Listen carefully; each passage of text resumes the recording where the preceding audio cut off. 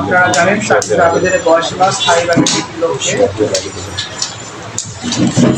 বাংলাদেশের বিভিন্ন প্রান্তের শিক্ষার্থীরা দীর্ঘদিন ধরে রাজপথে লড়াই সংগ্রাম চালিয়ে যাচ্ছে। তাই ধারাবাহিকতায় আমরা আজকে আন্দোলনের অংশ হিসেবে সংবাদ সম্মেলনে দেখেছি।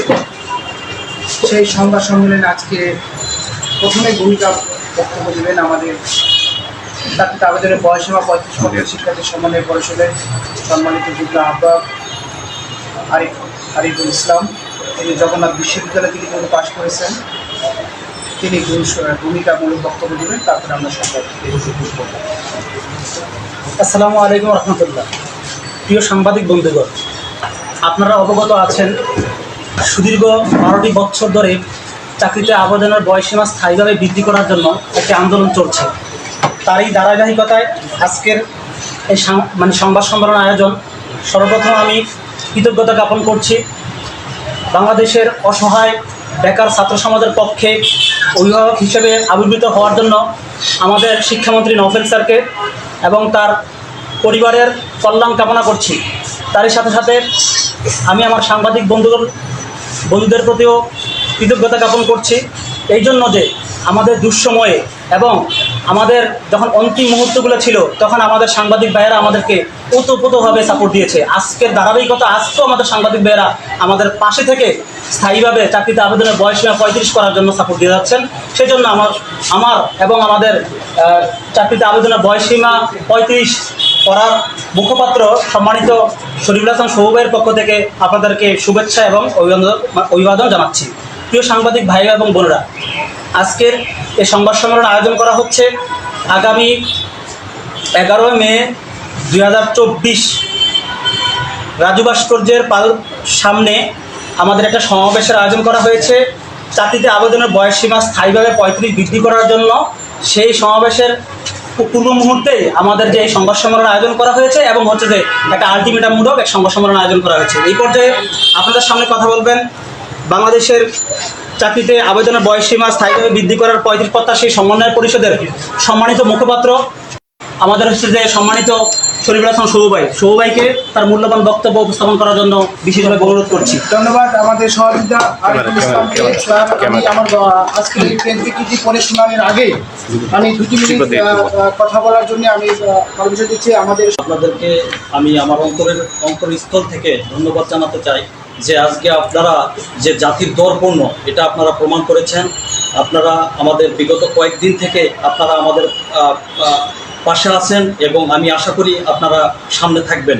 আর আমি একটা কথা বলতে চাই, আমরা যে আগামী 11 মে মহাসমাবেশ ডেকেছি, এই মহাসমাবেশে আমি আমার শিক্ষার্থী ভাই বোন এবং আমার প্রিয় সহযোদ্ধাদেরকে বলতে চাই, আপনারা আর ঘরে বসে থাকেন না, আপনারা আসুন। আমরা সামনে 11 মে ইনশাল্লাহ আমরা আমাদের জয়ের মিছিল নিয়েই ঘরে ফিরবো ইনশাল্লাহ। ধন্যবাদ। প্রিয় সাংবাদিক ভাই বোনেরা, খবর আপনাদেরকে সালাম ও শুভেচ্ছা জানাচ্ছি।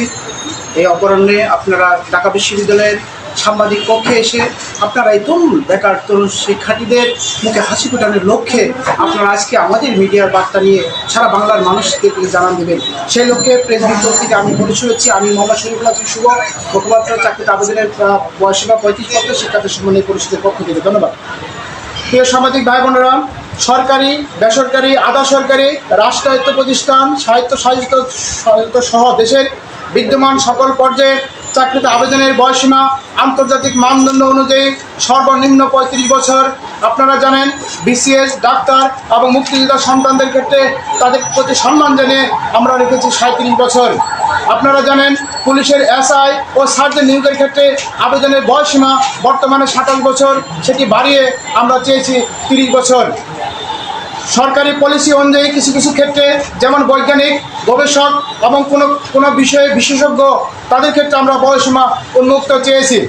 বয়সীমা অবারিত করা আবশ্যকীয় এবং যার যতদিন কর্মদক্ষতা থাকবে ততদিন কর্মে প্রবেশ করবে, তখনই হবে স্মার্ট বাংলাদেশ।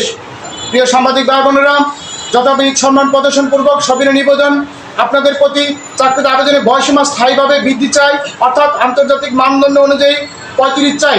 তার এই ধারাবাহিকতায় 30 আগস্ট 2023 থেকে লাগাতার কর্মসূচির অংশ হিসেবে দাবি বাস্তবায়নের জন্য সরকারের দৃষ্টি আকর্ষণ করে মাননীয় শিক্ষামন্ত্রী মহোদয়ের জনপ্রশাসন মন্ত্রণালয় বরাবর ডিও লেটার প্রদান করেছেন। জাতীয় পার্টির মহাসচিব অ্যাডভোকেট মোহাম্মদ মুজিবুল হক চুন্নু এমপি জোর সুপারিশ করেছেন এবং সেই সাথে দাবি বাস্তবায়নের লক্ষ্যে বাংলাদেশের জাতীয় সংসদের 35 জন সম্মানিত সংসদ সদস্য এই দাবিটির প্রতি তারা সংশ্লিষ্ট মন্ত্রণালয়ের দৃষ্টি আকর্ষণ করে তারা নীতিগত সমর্থন এবং জোর সুপারিশ করেছেন। প্রিয় সাংবাদিক ভাই বোনেরা, সেই সাথে দাবি বাস্তবায়নে 5 জন পেশাজীবী সংগঠন এবং 3 জন ছাত্র সংগঠন লিখিত সুপারিশ করেছেন আমাদের দাবি বাস্তবায়নের লক্ষ্যে। এ পর্যায়ে সেই দাবি দ্রুত বাস্তবায়নের লক্ষ্যে প্রজ্ঞাপন চেয়ে আগামী 11 মে শিক্ষার্থী সমাগমের আগ পর্যন্ত আমরা সরকারের কাছে বিনীত অনুরোধ জানাচ্ছি এবং একটি আলটিমেটাম দিয়ে যাচ্ছি আপনাদের সামনে। আপনাদের সদয় অবগতির জন্য জানাচ্ছি যে সরকারি, বেসরকারি, আধা সরকারি, রাষ্ট্রায়ত্ত প্রতিষ্ঠান, সাহিত্য সহ দেশের বিদ্যমান সকল ধরনের চাকরিতে আবেদনের বয়সীমা 30 বছরকে মানদণ্ড হিসেবে অনুসরণ করে। এমত অবস্থায় চাকরিতে আবেদনের বয়সীমা আন্তর্জাতিক মানদণ্ড অনুযায়ী ন্যূনতম 35 বছর করার দাবির বিষয়টি নিয়ে শিক্ষার্থীরা দীর্ঘদিন ধরে রাজপথে আন্দোলন চালিয়ে আসছে। সরকার বিষয়টি উপলব্ধি করে 2018 সালে বাংলাদেশের আওয়ামী লীগের নির্বাচনী ইশতেহার পাতা নং 33 এর শিক্ষা দক্ষতা ও কর্মসংস্থান বৃদ্ধি অনুচ্ছেদে সরকারি চাকরিতে আবেদনের বয়সীমা বাড়ানোর বিষয়ে মেধা দক্ষতা বিবেচনায় রেখে বাস্তবতা নিরিখে যুক্তিসঙ্গত ব্যবস্থা গ্রহণ করা হবে বলে উল্লেখ করা হয়েছিল।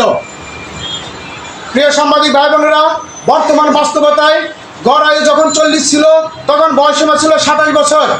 গড় আয়ু যখন 57 হয়েছে তখন 1991 সালে চাকরিতে প্রবেশের বয়সীমাটি 30 বছর করা হয়।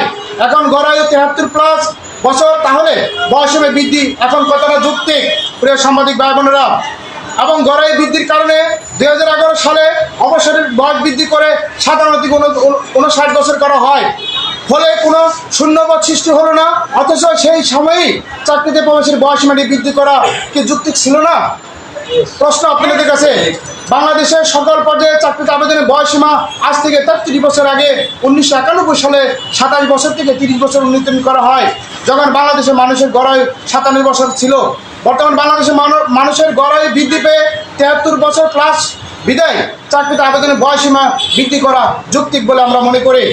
ডেমোগ্রাফিক ডিভিডেন্ড ও বাংলাদেশে বর্তমানে তার অপ্রতিরোধ্য উন্নয়ন অগ্রযাত্রায় এ বিশেষ ধাপ অতিক্রম করছে। এই ডেমোগ্রাফিক ডিভিডেন্ডের যথাযথ সুফল পাওয়ার জন্য প্রধান শর্ত হচ্ছে কর্মসংস্থান সৃষ্টির মাধ্যমে জনসংখ্যাকে মানব সম্পদে রূপান্তরিত করা।